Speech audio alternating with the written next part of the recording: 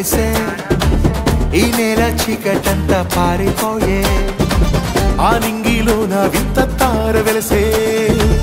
ఈ నేల చీకటంతా పారిపోయే బెత్లెహేము పురములోన బాలుడేసు జన్మించినాడే దూతలంతా కొత్త పాట పాడే పరలోకమంతా పరవశించిపోయే పరిశుద్ధుడు పుట్టాడని పాపిని కరుణించాడని ప్రభు యేసే రాజని పరమును వీడొచ్చాడని